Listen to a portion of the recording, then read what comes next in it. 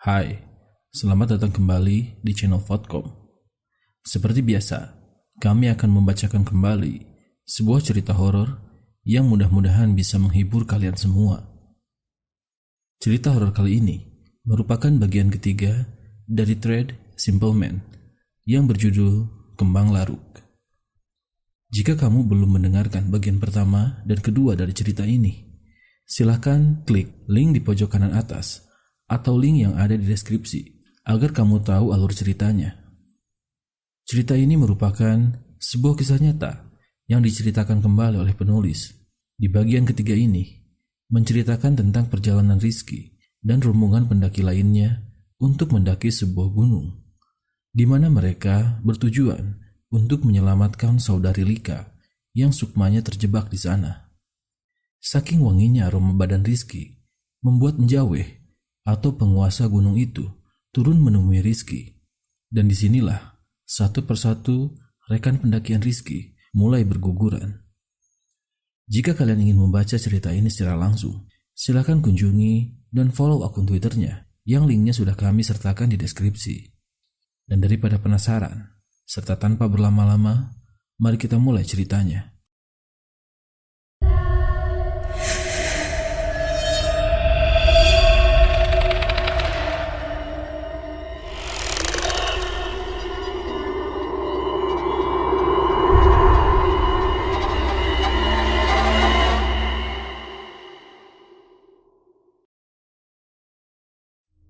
Rizky berlari. Kakinya menapak di atas tanah basah. Di depannya sudah ada yang menunggu, yaitu rimbun semak belukar dengan tanah lapang lengkap dengan banyak pohon-pohon hutan. Waktu itu, Rizky tidak berpikir jauh. Kalau bisa saja dia menerobos ke arah jurang. Baginya, saat itu ialah dia harus pergi. Rizky pun sama sekali tidak menengok ke belakang. Baginya, kepala anak perempuan itu sudah terbayang-bayang di dalam kepalanya. Rizky masih bisa mengingat dengan jelas kalau potongan kepala itu dalam kondisi mata terbuka. Hal itulah yang membuat Rizky tentram dan memilih berlari saja. Sejengkal demi sejengkal, kaki Rizky berlari naik gunung, tanah gunung yang memang tidak rata. Yang dia ingat saat itu, hujan masih turun dan semakin lama semakin deras. Dan tak hanya itu, suhu udara juga bertambah dingin. Tapi Rizky terus saja menerobos semua yang ada di depannya. Dia bahkan lupa alasan kenapa ia datang ke tempat ini. Dan saat Rizky baru sadar sesaat kemudian, dia baru berhenti di bawah pohon besar dengan akar-akarnya yang menjulang ke tanah. Rizky kemudian menghela nafas. Dia baru ingat kalau dia baru saja meninggalkan kawan-kawannya. Sontak saja, bocah malang itu melihat ke sana kemari. Dia tidak tahu sejauh apa ia meninggalkan Koco, Lika, dan yang lainnya. Rizky kemudian berniat untuk kembali sebelum dia menyadari kalau di atas akar-akar yang menjulang itu Rizky tidak sedang sendirian. Jadi, Rizky sempat mencium aroma yang familiar. Tapi karena hujan yang sedang turun dan tanah dalam kondisi yang basah, sehingga mengaburkan aromanya. Tapi setelah waktu bergulir, Rizky sadar. Dia menciumnya dan melihat ke atas tempat akar pohon-pohon itu tumbuh. Di sana, Rizky melihat 7-9 pocong sedang duduk di atasnya. Rizky termangu. Wajah pocong ini seperti daging dicacah halus. Tidak butuh waktu lama, Rizky kemudian berlari menjauh dari pohon itu. Kakinya bergerak sesukanya, menembus semal belukar yang ada di hadapannya. Saat itu, Rizky tahu kalau makhluk itu semuanya sedang melihat ke arah Rizky. Untungnya, sekumpulan pocong itu hanya melihatnya saja. Belum berhenti sampai di sana, saat Rizky sedang menapaki tanah yang mulai berlumpur, Rizky terpeleset jatuh dengan kepala bagian belakang menghantam tanah terlebih dahulu. Ia merasakan kesakitan yang luar biasa, sampai membuat Rizky menggeliat. Untungnya makhluk itu tidak mengejarnya, dan Rizky pun bangun. Dengan badan yang terseok-seok, Rizky membuka isi tasnya. Niat hatinya ia mau mengambil senter. Tapi tak berselang lama, Rizky lagi-lagi merasa diawasi oleh sesuatu yang sedang bersuit-suit. Rizky tentu sadar, apa mungkin jika itu kawan-kawan yang sedang mencarinya. Dengan senter yang ada di tangan Rizky, kemudian ia melihat pemandangan seperti kebun yang sedang dipenuhi oleh pohon karet. Hal ini terlihat dari guratan pada badan pohon. Rizky pun berjalan masuk ke sana, di mana jarak antar pohon tidak terlalu jauh dengan kabut yang menyelimutinya. Semakin masuk, suara suit atau siulan itu semakin terdengar. Rizky tentu berteriak untuk menunjukkan posisinya sambil mengarahkan senter ke atas, berharap ada yang melihatnya dan menemukannya. Kabut semakin tebal dan udara semakin dingin, tapi Rizky tak kunjung bertemu dengan siapapun. Semakin ke dalam, jarak antara pohon semakin renggang. Hal ini mungkin terdengar sederhana, tapi rasa-rasanya Rizky mulai merasa ada yang janggal dari tempat ini. Dan di saat itulah suara siulan itu lenyap, sudah berganti dengan suara tertawa yang pernah Rizky dengar. Ya, si nenek itu telah kembali. Kabut yang seperti asap putih, kalau terkena sinar bulan, seperti menunjukkan bayangan wanita tua yang berambut panjang keriting yang sedang berjalan dengan punggung yang bungkuk. Ia melewati satu pohon ke pohon lain, kemudian lenyap saat Rizky melihatnya. Dan seiring waktu, dia muncul diiringi dengan suara ngikiknya. Rizky sadar bahwa ia sedang terancam. Tapi kabur dari tempat ini bukanlah satu perkara mudah. Ia paham kalau memang tidak ada jalan untuk dirinya, kecuali Rizky mengikuti kemana suara itu membawanya. Di atas batu, di ujung jalan kebun pohon karet, Rizky melihatnya. Ia melihat nenek tua itu sedang duduk membelakanginya. Saat jarak mereka terpaut beberapa langkah, Rizky ingat kalau keadaan sesulit apapun, ia harus berdoa kepada Tuhan.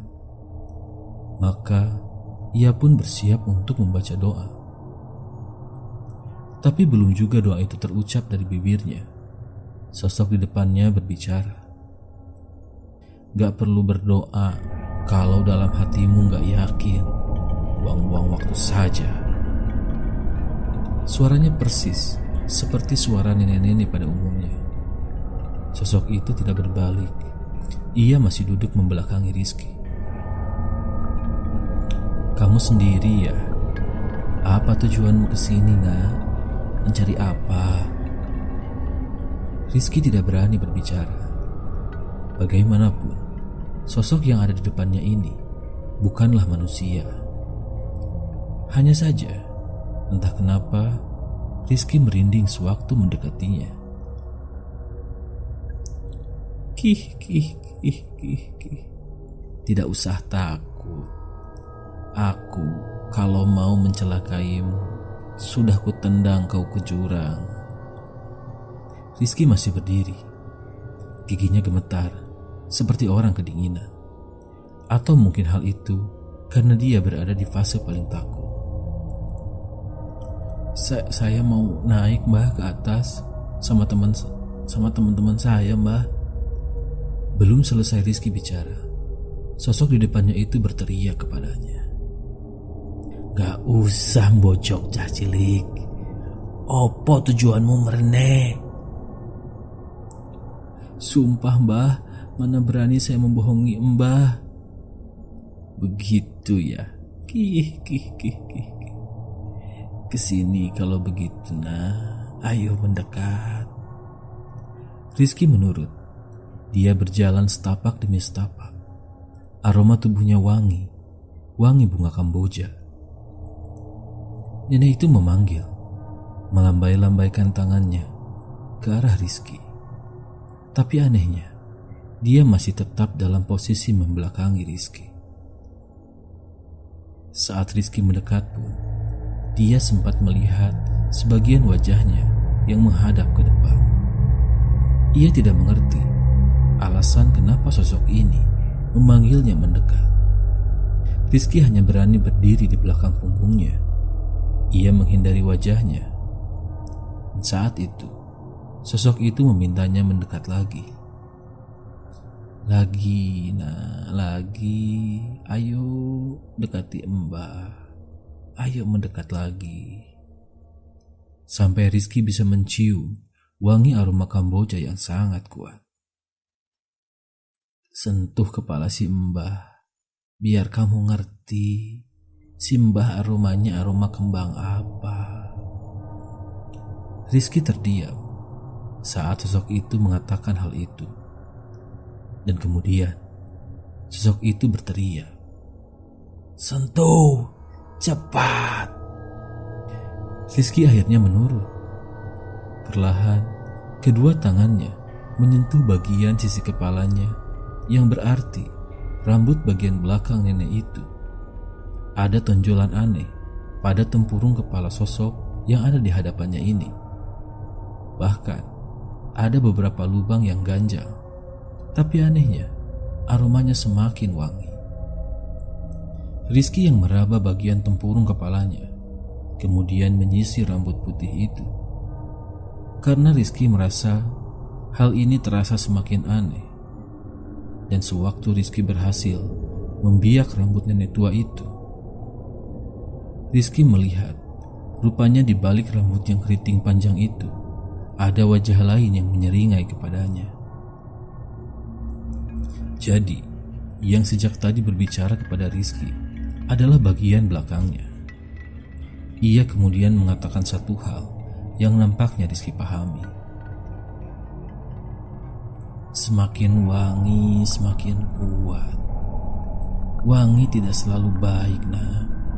Kutunjukkan jalan pulang. Satu persatu yang ada di sini mulai menyadari aroma tubuhmu, nak. Rizky mundur, dan secara bergantian wajah itu melihat Rizky. "Ikut Mbah yuk, gendong Mbah ya." "Kenapa nak, kamu ragu ya? Aku tahu jalan pulang loh." Rizky teringat kawannya yang lain, tapi nampaknya sosok yang ada di depannya itu pun tahu. "Temanmu punya niat bukan untuk mendaki, nak. Niatnya mencari yang ada di atas. Perempuan yang sudah diperistri oleh..." Sosok itu tertawa semakin lebar. "Sudah, ikut saja Mbah. Ikut sama si Mbah aja. Jalannya ada di situ. Mbah nanti tunjukkan jalan itu." Rizky melihat tempat berkabung. "Kalau nggak mau ya nggak apa-apa. Si Mbah cuma ngingetin kamu." Rizky berpikir sambil melihat jalan berkabut itu. Karena bingung, Rizky kemudian bersimpuh di hadapan sosok itu. Rizky berniat menggendongnya. Kih. Rizky pun menggendongnya. Tubuhnya tidak seberat yang Rizky awalnya pikirkan. Karena bagaimanapun juga, Rizky sadar ada di dataran yang tidak seimbang. Tapi baru saja Rizky mengangkat tubuhnya, tepat di hadapannya, Rizky melihat Lika yang menatapnya dengan wajah gelisah. Wajah Lika dipenuhi goresan luka, bahkan kulitnya lebih pucat dari biasanya. Rambutnya yang diikat terkembang, seolah menunjukkan kalau Lika sama berantakannya dengan kondisi Rizky saat itu. Anehnya, Lika masih bertanya kepada Rizky, "Kamu ngapain? Jawab, Riz." Rizky melihat nenek yang sedang dia gendong. Wajahnya menyeringai lebar. melihat Lika yang berdiri di hadapannya. Karena Rizky tak kunjung menjawab, Lika kemudian berspekulasi. "Kamu sedang menggendong siapa? Apa kamu gendong Nyai? Apa Nyai menawari jalan pulang?" tanya Lika. Rizky bingung. Apa Lika tidak bisa melihat Simbah seperti yang dia lihat? Jangan percaya apa yang dikatakan oleh wanita itu. Percaya saja sama aku. Kamu akan dibawa pergi, Riz. Turunkan dia sekarang juga, kata Lika. Setelah Lika mengatakan itu, nenek yang Rizky gendong memeluknya semakin erat dan mencium aroma badan Rizky dari batang lehernya. Rizky merinding. Padahal perempuan ini yang mau memanfaatkanmu, nah. Ngomong apa, Nyai? Ngomong kalau aku membohongi kamu.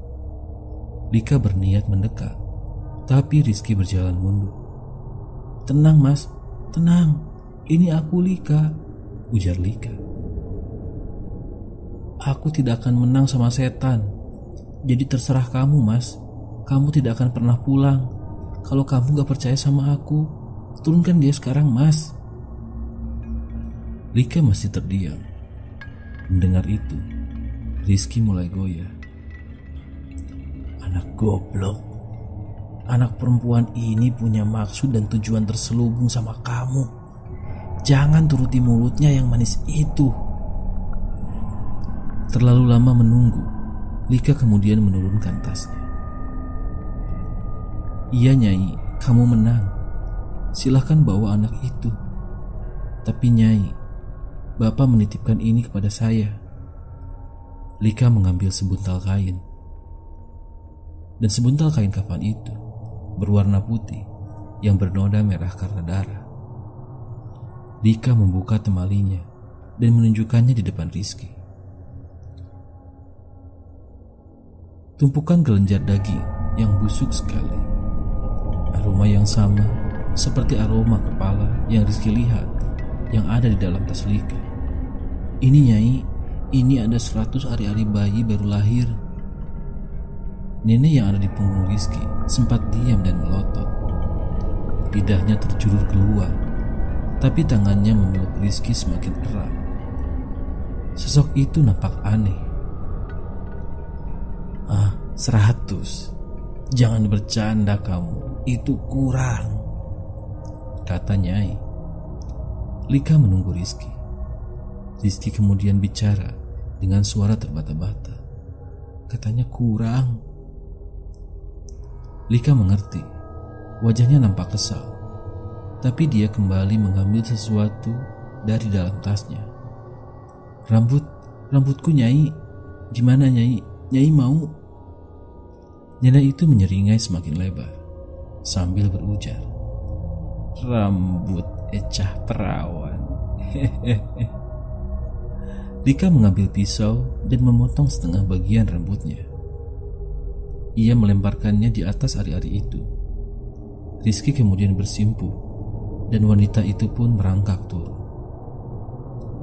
Rizky melihat nenek itu memasukkan gumpalan ari-ari yang bercampur rambut Lika ke dalam mulutnya. Setiap dia mengunyahnya, membuat Rizky mual. Ia baru menyadari sosok itu begitu rakus. Lika pun berbisik kepadanya. Ayo, yang lain sudah menunggu kita, Mas. Rizky melihat Lika dari belakang. Di dalam tasnya pasti masih banyak yang dia bawa. Untuk apa benda-benda amis itu sebenarnya? Tapi melihat potongan rambutnya yang tidak rata, ternyata tidak mengurangi kecantikan Lika. Rizky bahkan semakin tertarik dengan wanita ini. Setelah melewati pohon besar, tempat Rizky melihat pocong, Lika berhasil sampai di pos 2 bersama dengan Rizky. Di sana, Rizky melihat teman-teman yang lain. Putri yang pertama mendekat, bertanya kepada Lika. Nyai ya? Lika mengangguk, melewati Putri, kemudian tidur di atas lantai pos 2. Rizky kemudian melihat Koco yang mendekatinya dengan wajah seperti ingin memukulinya. Di situ, Rizky melihat ada yang aneh. Wajah Koco babak belur.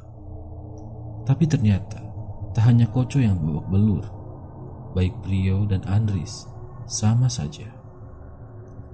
Putri kemudian memberitahu Rizky kalau Koco berkelahi dengan Prio dan Andris saat Rizky menghilang selama 2 malam ini. Dari semua orang yang sudah kelelahan mencari Rizky, hanya Koco dan Lika yang tetap melanjutkan. Singkatnya, Rizky sudah menghilang selama 2 malam. Semua persediaan tinggal menipis. Dan satu lagi yang Rizky perlu tahu, Koco sudah tahu semuanya. Sosok kepala yang Rizky lihat waktu itu sebenarnya hanya potongan rambut dari perempuan perawan yang belum 100 harinya yang diambil dari kuburannya. Saat matahari di atas kepala, di pos 4, di sana sudah ada yang siap menunggu. Pada tahun itu, rokok masih menjadi barang yang sulit untuk didapatkan. Pada umumnya, orang-orang lebih suka membawa kertas linting lengkap dengan tembakaunya yang biasanya diletakkan dalam satu kotak yang sama, seperti Andris dan Prio. Mereka baru saja melinting rokok, kemudian menghisapnya tidak jauh dari pos kedua. Rizky mencoba untuk tidur seperti Lika yang nampaknya sudah sampai di dalam mimpi. Dia ingin beristirahat karena sekujur badannya terasa sakit dan ngilu. Mungkin ia lelah setelah mengalami kejadian janggal itu. Bertemu dengan sosok yang mereka panggil dengan nama Nyai terkadang membuat Rizky merasa heran. Rizky juga heran, bagaimana mungkin dirinya sudah melewati 2 malam, padahal jelas-jelas dari waktu pelarian tidak lebih dari beberapa jam saja. Tapi kembali lagi, kepercayaan masing-masing. Mungkin saja, tanpa Rizky sadari, dia sudah masuk dan tersesat ke alam gaib, tempat di mana yang gaib benar-benar ada. Tak ada yang terjadi selama masa istirahat itu. Siangnya, ketika matahari sudah berada di atas kepala, Koco membangunkan Rizky. Dia menepuk pipinya. Dengan wajah setengah sadar, Koco kemudian mengatakan, Ayo, sekarang naik lagi, mumpung masih siang. Target kita hari ini sampai ke pos 4. Dengan gestur sedikit malas, Rizky kemudian bangkit dari tempat tidurnya. Dia melihat semua orang sudah bersiap-siap. Wajah mereka nampak santai, seperti tidak ada yang terjadi kemarin. Rizky pun kemudian berdiri dan melihat Lika sedang berbicara dengan Putri. Rambutnya yang sekarang panjang sebahu nampak sudah dirapikan. Mungkin Putri yang membantunya. Rizky pun mengangkat tas miliknya, lalu memulai perjalanan bersama dengan yang lain. Di perjalanan menuju pos 3, yang kabarnya hanya ada satu tanah lapang untuk beristirahat, membuat semua orang setuju jika target mereka hari ini adalah pos 4. Konon, pos 3 hanyalah gemah yang dibabat alasnya, membuat Prio selaku orang yang memimpin menargetkan untuk menuju pos 4. Bahkan jika memungkinkan, mereka mau langsung merangsek sampai ke pos 5. Tapi yang terpenting adalah kali ini mereka harus lebih waspada dari sebelumnya. Tidak ada yang tahu kejadian apa lagi yang sudah menunggu mereka. Di sini Koco kemudian bertanya mengenai kejadian pada malam pertama. Bagaimana bisa Rizky melihat sepotong kepala perempuan, padahal jelas-jelas yang diambil cuma sehelai rambut berwarna hitam. Tapi kenapa bisa sampai seperti itu? Sayangnya tidak ada yang mau menjawab pertanyaan-pertanyaan itu, kecuali Putri yang kemudian berkata, kalau yang sudah terjadi, biarlah terjadi. Tidak ada lagi yang perlu dibahas dari kejadian itu. Ini hanya kesalahpahaman saja. Koco hanya bisa terdiam waktu mendengarkan perkataan Putri. Meskipun di dalam hatinya, ia tidak puas dengan jawaban tersebut. Tapi Koco pada akhirnya memilih untuk mengalah. Dia pergi sembari sempat melirik ke arah Rizky yang kemudian menundukkan kepalanya. Dan tanpa mereka semua sadari, waktu berlalu begitu cepat. Dari matahari yang ada di atas kepala terus bergerak turun dan mereka semua berhasil mencapai pos 3. Pada pos 3, mereka semua sempat beristirahat sejenak. Saat itu, lagi-lagi tidak ada yang bisa memprediksi cuaca yang ada di atas gunung. Langit yang sebelumnya cerah mulai berubah menjadi gelap. Awan-awan mendung mulai berdatangan, merubah jalan pendakian ini menjadi lebih sulit lagi. Pada pukul 3:10, perjalanan kemudian dilanjutkan kembali. Hujan deras kemudian turun. Semua pendaki sudah mengenakan mantel, menutupi kepala mereka dari air hujan. Andris yang berada di baris paling belakang kemudian berkata kepada yang lain, Sebentar, katanya sembari melihat sekeliling. Entah kenapa, sejak tadi dia merasa kalau mendengar suara binatang yang meraung. Pria yang mendengar Andris kemudian turun dan mendekati anak itu. Mereka berdua kompak diam sembari memasang pendengaran mereka masing-masing. Rizky yang juga ikut melakukan hal yang sama mulai merasa aneh. Lagi-lagi bulu kuduknya berdiri tanpa ada sebab yang jelas. Tapi mereka semua hanya mendengar suara gemersak daun-daun yang dihantam oleh air hujan. Tidak ada suara raung binatang seperti apa yang dikatakan oleh Andris. Jam berapa sekarang? Tanya Prio tiba-tiba kepada yang lain. Putri mengambil potongan arloji di dalam tas miliknya. Kemudian berkata kepada Prio, Jam 3:15. Mendengar itu, Prio nampak sedang berpikir sambil sesekali mengedek-edekkan kepalanya. Butuh waktu berapa lama lagi untuk bisa sampai ke pos 4? Kalau lancar seharusnya butuh 4 jam lagi. Prio mengangguk, pertanda dia mengerti. Kemudian dia meminta Andris berjalan di depan, sementara Prio ada di baris paling belakang. Tapi anehnya, Prio mengatakan sesuatu yang mungkin akan terdengar janggal bagi anak-anak yang lain. Sebentar lagi kita akan melewati masa peralihan dari terang ke gelap.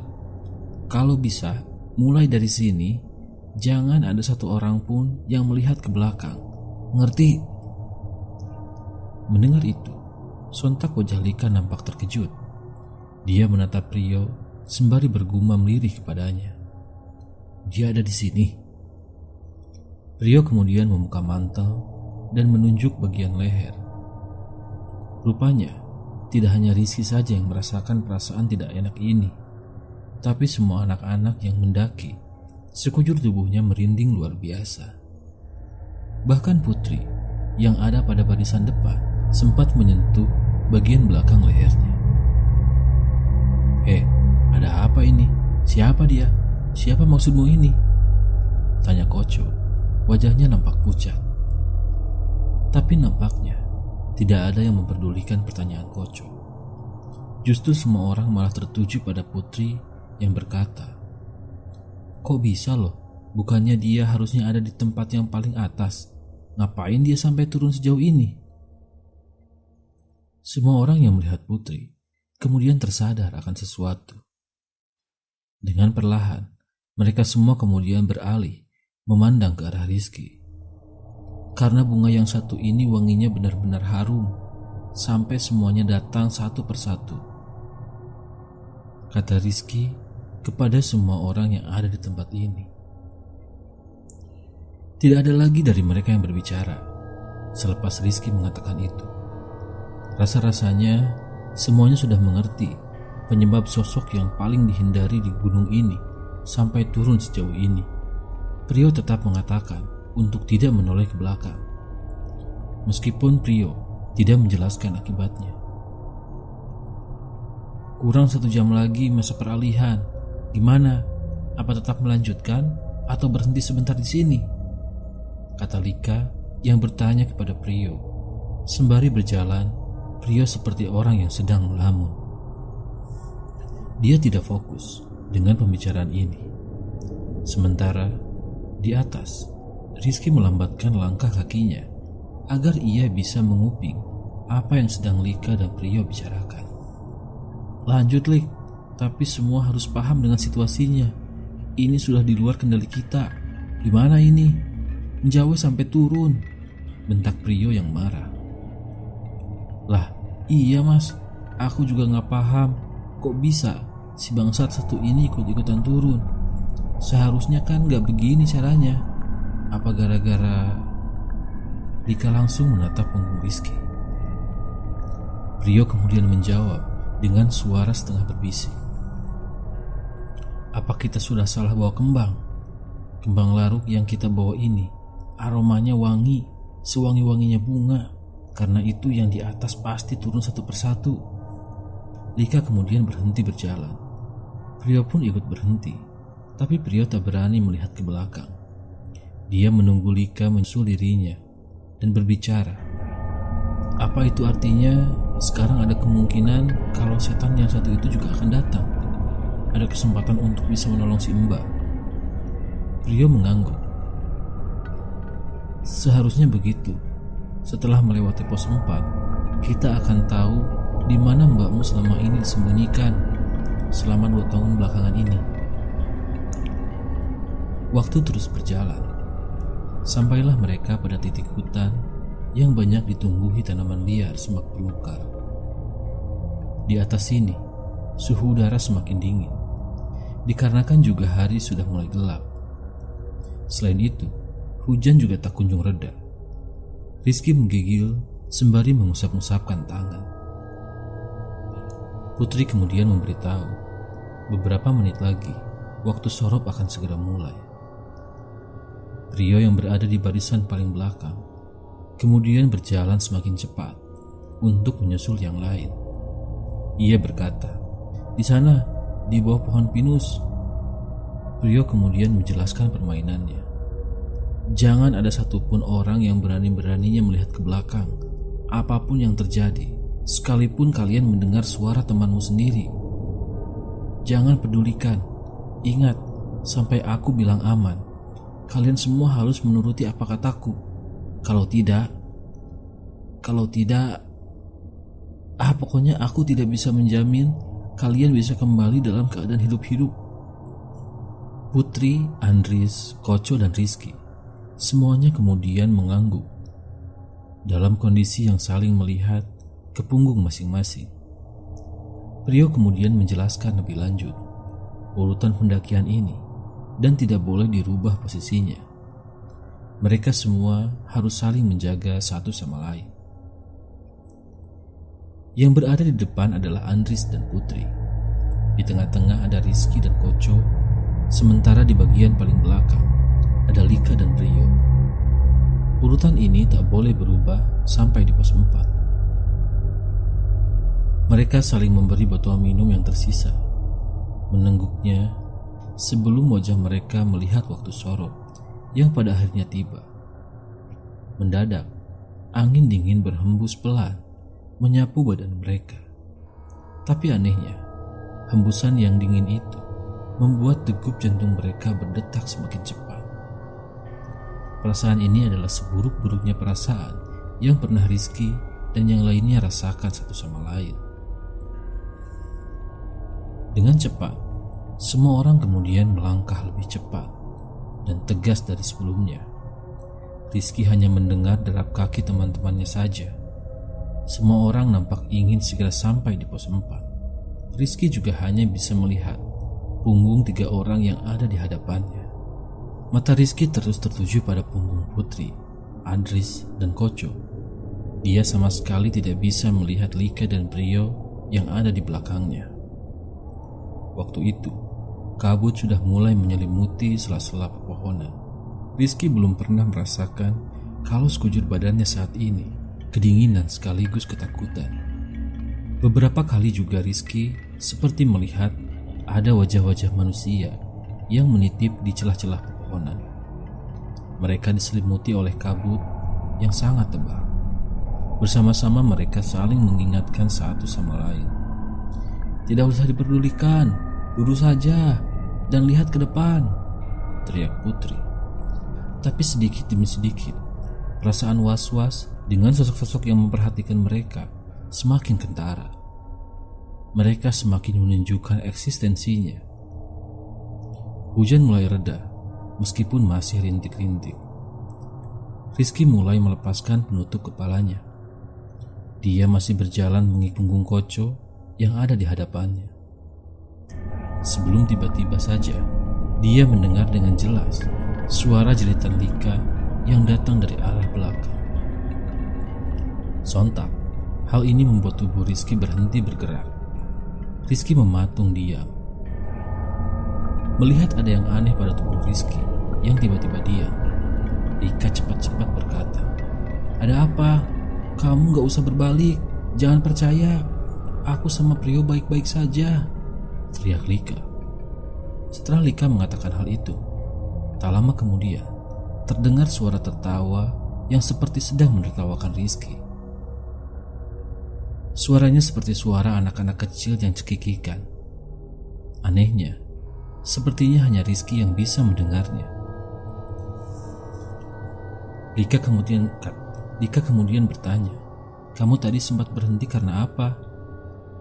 Rizky kemudian menjawab, "Tadi aku dengar kayak ada suaramu yang menjerit. Kukira kamu meminta tolong." Lika kemudian berkata, "Tidak, aku tidak berteriak tadi.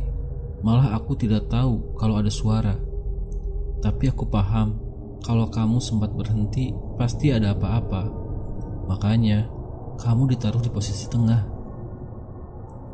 Seketika, Rizky hanya bisa membatin.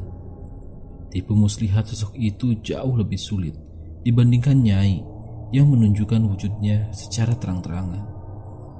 Rio kemudian ikut berkata, "Jangan sampai kamu terkena tipu dayanya. Percaya saja sama aku.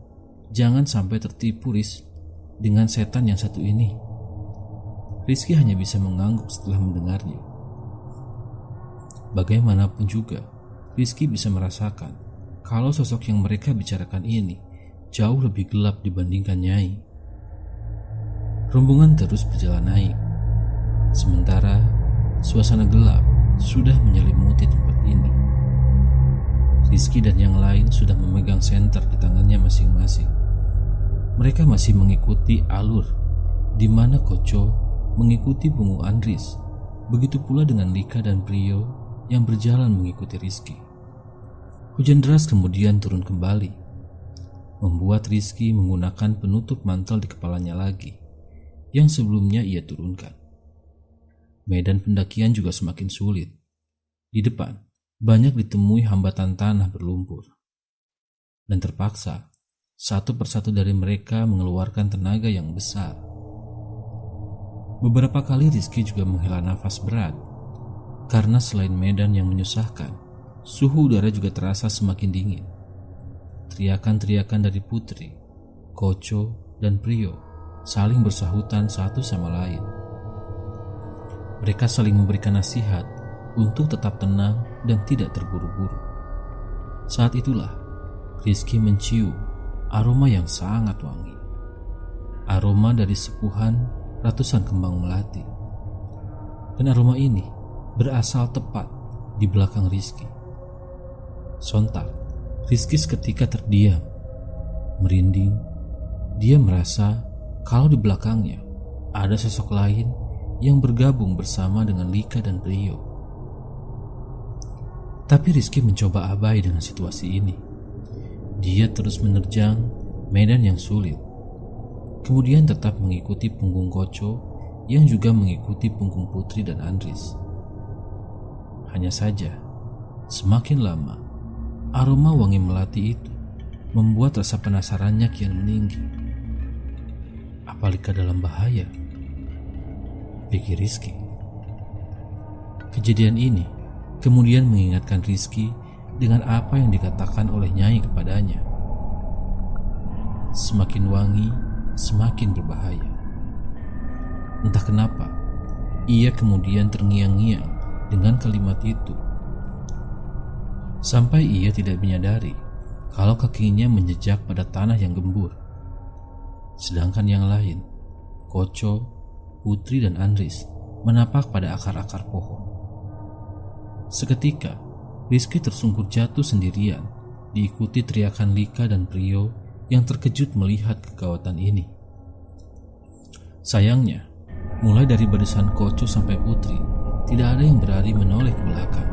Setidaknya itu yang Rizky rasakan waktu itu, sebelum tubuhnya menerjang jatuh ke bawah. Untungnya, jatuhnya Rizky tidak berakibat fatal, karena tubuh Rizky sempat tertahan menghantam akar pohon lain. Otomatis sekarang Rizky berada di barisan paling belakang. Dan saat itulah, dia bisa melihat punggung Prio dan Lika yang ada di hadapannya. Hal ini membuat Rizky melotot tidak percaya dengan apa yang ia lihat. Di samping Lika dan Prio, ada anak-anak kecil bergaun putih menggandeng tangan mereka. Anak-anak itu kemudian tertawa. Suaranya sama persis dengan sosok yang menertawai Rizky tadi. Mereka menoleh melihat Rizky dengan wajahnya yang buruk rupa, seperti daging yang mengelupas dari tengkorak kepala mereka. Kemudian, anak-anak ini memberi gestur di bibir sembari menunjuk Rizky yang merasakan getir ngilu di sekujur tubuhnya yang tidak mengerti maksud dari sosok anak-anak kecil itu. Tapi Rizky menyadari satu hal, aroma melati itu tidak berasal dari tubuh anak-anak misterius ini. Tapi aroma melati itu masih berada tepat di belakangnya. Tak berselang lama, Rizky merasakan ada yang menyentuh bahunya. Rizky termangu ketakutan melirik sepotong tangan dengan 5 ruas jari. Pada umumnya, manusia normal hanya memiliki 3 ruas pada setiap jarinya. Tapi yang ini sampai memiliki 5 ruas jari dengan kuku yang cukup panjang. Aroma sepuhan wangi melati tercium menyengat dan membuat Rizky melengus menutup hidungnya. Dari arah belakang, suara berat itu kemudian terdengar di telinga Rizky. Awe, awe. Ia mendengar seperti awe atau mungkin jawe. Anehnya, tubuh Rizky kaku, tidak berani bergerak. Sementara anak-anak perempuan itu terus tertawa seperti sengaja menertawai Rizky. Mereka terus-menerus menunjuk Rizky. Dan saat itulah hal yang tidak pernah diduga-duga dilakukan oleh Prio. Pemuda itu menoleh ke belakang.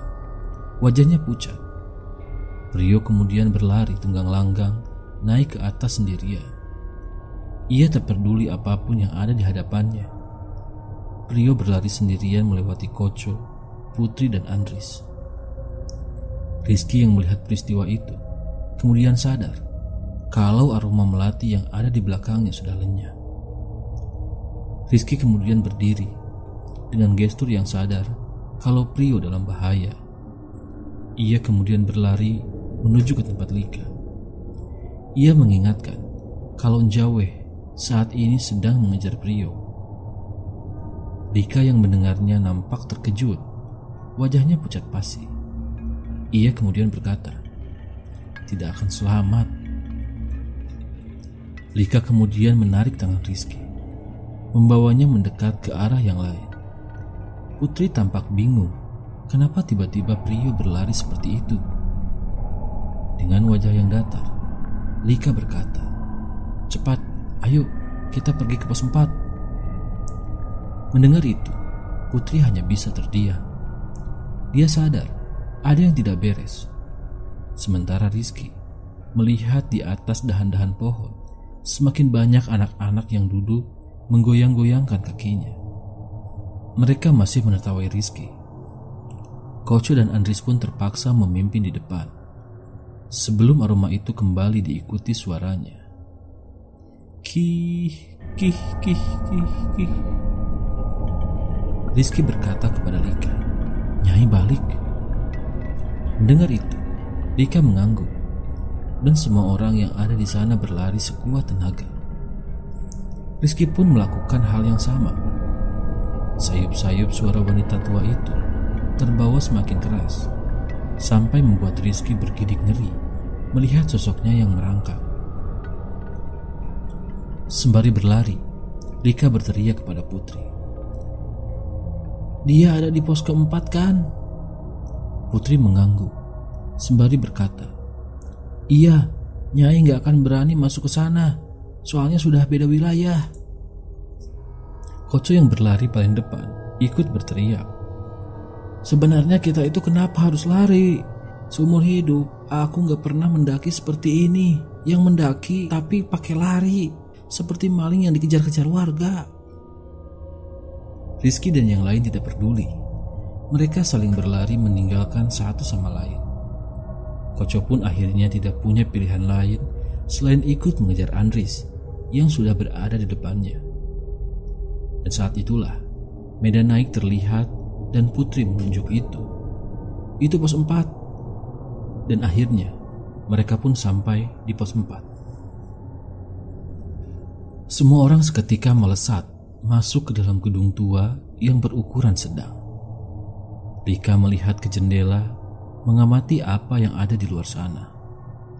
Dan saat itulah Rizky mengatakan kalau Nyai sudah pergi. Hal ini terasa dari aroma wangi tubuhnya yang sudah lenyap. Tapi rupanya ini belum selesai. Andris yang pertama menyadari kalau di dalam bangunan tua itu ada seorang pendaki yang sedang duduk menatap mereka dengan pandangan mata yang dingin. Seorang pemuda biasa yang memiliki kulit pucat yang seperti mayat. Rizky kemudian meminta semua temannya mundur. Dengan gemetar, Rizky kemudian berkata kalau pemuda yang ada di depannya ini meskipun memakai baju pendaki, tapi aroma tubuhnya wangi sekali, seperti aroma minyak kasturi. Rizky tahu dia bukan manusia. "Saya tersesat, saya nggak bisa turun. Boleh saya ikut bergabung dengan kalian?" Rizky melihat Lika. Bulu kuduk Rizky merinding di dekat anak laki-laki ini. Wajahnya nampak tak memiliki emosi. "Saya masih manusia kok," kata sosok itu. Tapi Rizky tidak percaya. Lika dan Putri saling memandang. "Kalau saya menolak pun rasa-rasanya Mas juga pasti ikut kan?" kata Lika. Laki-laki itu tersenyum menyeringai. "Iya, saya akan tetap memaksa untuk ikut kalian." Mendengar itu, semua orang seketika terdiam. Lika kemudian tak memperdulikan laki-laki itu. Sekarang, Lika menagih janji kepada Putri. "Di mana kampungnya? Di mana dia?" kata Lika. "Harus ada yang ngamben dulu," kata Putri. Andris kemudian maju. Ia berkata kalau seharusnya ini adalah pekerjaan beliau. Tapi orang itu sudah pergi dan tidak tahu bagaimana keadaannya. Sementara Lika juga tidak mengerti caranya. Rizky dan Koco sama bingungnya. Apa maksud ngamben ini?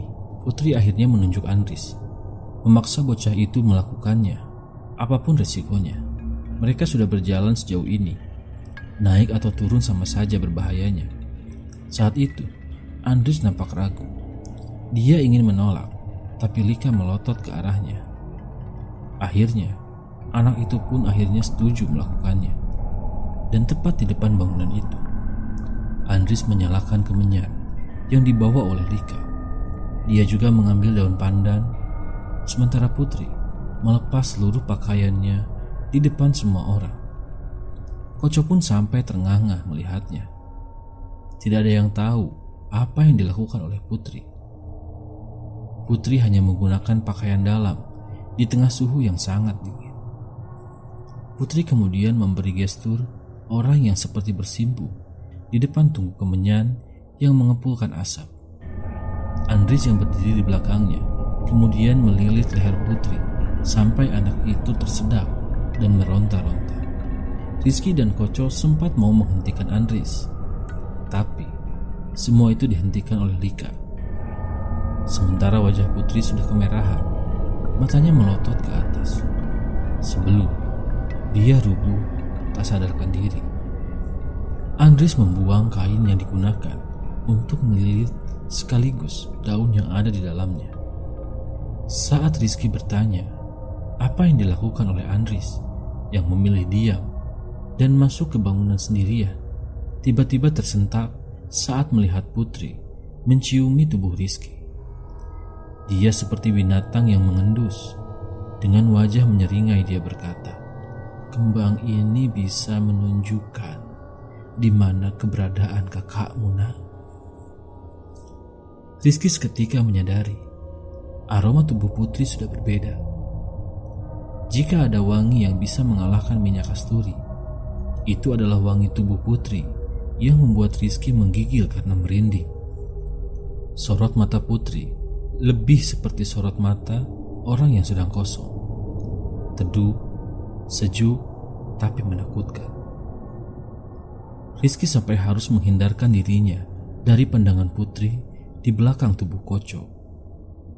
Sementara Koco tertuju melihat tubuh Putri yang begitu berisi, sembari sesekali menelan ludah. "Nggak usah takut, Mas Rizky. Saya nggak ada keinginan buat makan kamu, walau aroma tubuh kamu itu manis." Rizky melihat Lika. Anak itu hanya melihat Putri dengan ekspresi yang dingin. Dan tak lama kemudian, Koco yang baru sadar dari lamunannya menyuruh semua orang masuk ke pos bangunan. Putri berdiri bersama dengan Lika. Mereka seperti berbicara. Lagi-lagi, Rizky mendapati tingkah aneh Putri yang sedikit aneh. Sesekali mereka seperti sedang melihat ke arahnya. Rizky merasakan sesuatu yang tidak mengenakan di dalam tubuhnya. Tapi dia masih belum tahu apa itu. Andris duduk di pojok sembari menekuk lutut. Sejak apa yang ia lakukan tadi, bocah itu seakan memilih menyendiri jauh dari semua orang. Sementara Rizky masih bersama dengan Koco, duduk sambil mempelajari situasi. Kecuali Koco, matanya tak berkedip melihat Putri. "Anak itu cantik loh aslinya, tapi kok kayak yang gak sedikit waras ya. Masa dingin-dingin gini pakai pakaian kayak gitu. Aduh, seksi, ujar Koco kepada Rizky. Tapi dari semua orang yang ada di dalam pos itu, Koco lah yang memang paling tidak peka. Temanmu ada yang menggantikan seseorang perempuan yang sangat cantik, tapi rupa aslinya hancur sampai tidak terkira. Rizky terhenyak. Ternyata ucapan itu keluar dari pemuda asing yang ada di sampingnya. Rizky baru sadar kalau ada pemuda ini sejak tadi. Terkadang hawa keberadaannya samar. "Bohong kamu, anak cantik gitu kok dibilang hancur. Kepalamu itu yang remuk," kata Koco. Pemuda itu hanya bisa tersenyum kepada Koco. "Siapa namamu?" Pemuda itu melihat Rizky, melambaikan tangannya, meminta Rizky mendekatkan telinganya. Koco yang melihat itu sedikit kesal dengan tingkah laku orang yang gak jelas itu. Setelah pemuda itu selesai berbisik, Rizky nampak pucat. Koco menyenggol badan Rizky, dan saat itulah bocah itu baru sadar. Koco memberikan gestur apa yang dibisiki oleh orang aneh yang ada di sampingnya. Ketika Rizky melihat pemuda itu lagi, jarinya berdiri tepat di depan mulut, seakan memberitahu agar Rizky tidak mengatakannya. Lika menyingkir dari hadapan Putri. Ia mendapati Andris, dan lagi-lagi mereka seperti sedang membicarakan sesuatu. Putri yang sendirian kemudian menoleh ke arah Rizky. Ia tersenyum menyeringai, lalu dengan tenang berjalan mendekati Rizky. Dan saat itu Koco masih tertuju kepada tubuh Putri. "Jancuk merene cok, arek iki, lapo iki?" kata Koco sambil menepuk-nepuk bahu Rizky. Saat jarak antara mereka terpaut beberapa langkah, Putri berhenti, lalu melirik pemuda yang juga sedang melihatnya. Ada garis wajah yang jijik saat mata mereka bertemu. Dan tak lama, pemuda itu pun pergi. Putri kemudian meminta Rizky berdiri. Ia mendekatkan wajahnya sambil berkata, "Setelah ini, kalau mendung sudah turun, semua jalan lagi ya. Kampungnya sudah dekat. Kamu dan Lika harus mau menjamin anak-anak ini." Jamin? Rizky bingung dengan ungkapan itu. Tapi Lika kemudian berkata, "Iya, aku dengan Rizky yang akan menjamin." Rizky yang melihat Lika kemudian tak berkata apa-apa. Wajah pemuda yang menyingkir itu sempat menunduk seperti kecewa dengan keputusan Rizky yang tidak mau melawan Lika sama sekali. Sementara Koco yang paling bingung dengan situasi ini hanya bisa bengong. Apalagi dia satu-satunya yang rasa-rasanya masih ingat dengan kawan mereka, yaitu Prio. "Prio gimana? Anak itu belum balik lagi loh. Apa nggak dicari dulu?" Lika kemudian berkata, "Prio nggak apa-apa, nanti pasti ketemu lagi. Tidur saja dulu kalian, nanti biar ku bangunkan kalau lanjut jalan." Lanjut? Koco tentu saja kaget. Dia kira ia mau beristirahat semalam di sini. Tapi rasa-rasanya Lika ingin tetap melanjutkan perjalanan meskipun masih butuh berjam-jam lagi sampai pagi datang. "Iya lanjut, kalau kamu gak mau ikut ya gak apa-apa, tidur aja di sini, tapi sendirian ya." Koco pun menolak. Sementara Putri pergi, ia mengenakan lagi pakaian yang tadi ia kenakan, sembari matanya terus melihat Rizky. Tak berselang lama, hujan deras pun turun. Sekuat apapun Rizky mencoba untuk tidur, ia tetap tidak bisa tertidur. Ada sesuatu yang mengganjal, mulai dari jaminan, kemudian bisikan dari pemuda itu yang entah kenapa bisa membuat Rizky bergidik ngeri.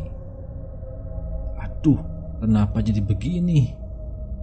ujarnya.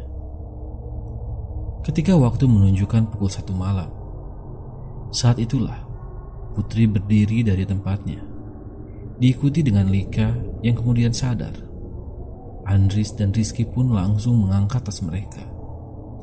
Berikut si pemuda yang sejak tadi menghabiskan waktu di teras pos bangunan. Dan akhirnya, hujan juga mulai reda. Koco adalah orang yang terakhir yang dibangunkan oleh Rizky. Meski awalnya bocah sial itu menolak dan memilih tetap tidur, tetapi pada akhirnya Koco mengalah dan memaksa tubuhnya untuk menembus tanah berlumpur akibat hujan tersebut. Mula-mula Putri yang berjalan paling depan, sambil berkata dia hanya bisa mengantarkan rombongan ke kampung itu. Jaminan yang sudah dibuat tidak bisa menentukan langkah selanjutnya. Tapi Lika punya hutang kepada siapapun yang ada pada diri Putri. Rizky memahami situasi ini. Pemuda itu berjalan paling belakang, seolah menjauh dari Putri. Rizky sesekali mengawasi wajahnya yang benar-benar pucat. Matanya cekung dengan bibir kebiru-biruan. Sementara Lika yang berada di belakang Rizky berjalan tanpa peduli apapun. Tanah yang tidak rata dengan kepadatannya yang menggembur menyulitkan medan ini. Beberapa kali mereka nyaris terperosok atau terseok. Di bawah pohon-pohon besar dan tinggi, satu persatu dari mereka mulai merasakan gejala aneh. Dimulai dari sekujur badan yang mulai merinding. Putri menunjukkan bahwa tidak lama lagi semua orang akan sampai di kampung itu. Lebih baik tidak ada yang pergi atau berpencar, karena semakin dekat kampung, akan semakin banyak warganya yang sudah siap menyambut. Barisan pohon-pohon besar itu semakin lebat dengan semakin nyaris tingginya dengan badan manusia, menutupi setiap sela dan tidak memberikan kesempatan mata untuk mengeksplor lebih jauh apa yang ada di depan. Lika berjalan semakin cepat karena Putri menambah kecepatan, termasuk si pemuda. Si pemuda yang awalnya ada di belakang tiba-tiba saja melewati Rizky dan Koco. Tak ada yang tahu apa tujuan pemuda ini untuk memaksa tetap ikut. Sementara Koco, dari raut wajahnya, sepertinya tubuhnya sedang dalam kondisi yang tidak menyenangkan. Beberapa kali ia bernapas lebih panjang saat jarak mereka terpaut sekitar 10 sampai 12 langkah. Koco menarik ransel Rizky sebelum berujar, "Dasar, aku pengen buang air besar." Rizky yang mendengarnya hanya bisa diam sambil menatap Koco secara nanar. Rizky kemudian melihat ke depan. Hanya Andris yang nampaknya menyadari kalau Rizky dan Koco tertinggal. Rizky menjelaskan keadaannya. Dengan terpaksa, seluruh rombongan pun berhenti. Hanya Lika yang nampak geram melihat kejadian ini. Tak lama Putri mendekat, lalu menawarkan diri untuk mengantar Koco. "Gak apa-apa, ini sudah masuk kawasan kampungnya. Ayo, di situ ada daun rimbun. Ayo kuantar," kata Putri. Koco pun setuju. Mereka berdua pergi menembus semak belukar yang tidak jauh dari mereka. Rizky yang merasa Koco dan Putri sudah pergi begitu lama mulai khawatir.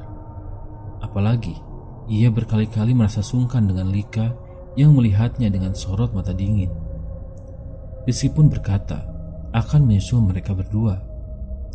Dan saat itu Andris menawarkan diri, tapi Rizky menolak. Rizky menyingkirkan setiap daun rimbun yang menghalanginya.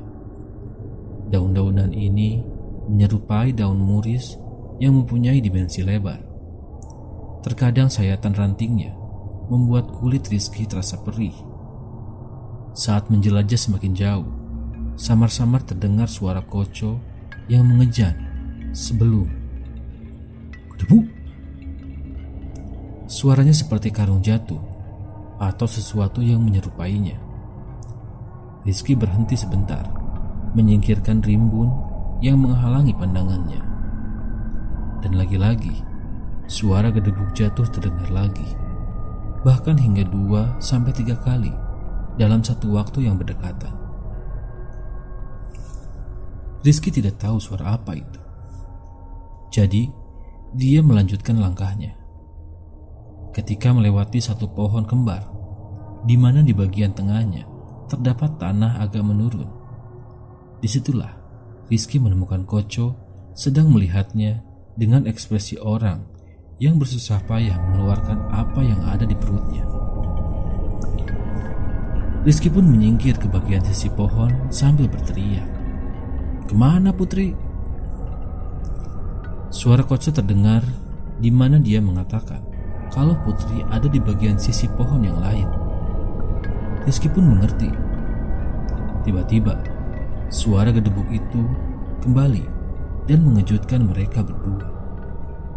"Kamu dengar gak sih? Kayak ada suara yang jatuh." Koco yang ada di bawah menjawabnya, "Kedengeran, suaranya kayak buah kelapa yang jatuh." "Dasar stres, di mana ada pohon kelapa di tengah hutan kayak gini?" "Lah itu makanya," jawab Koco.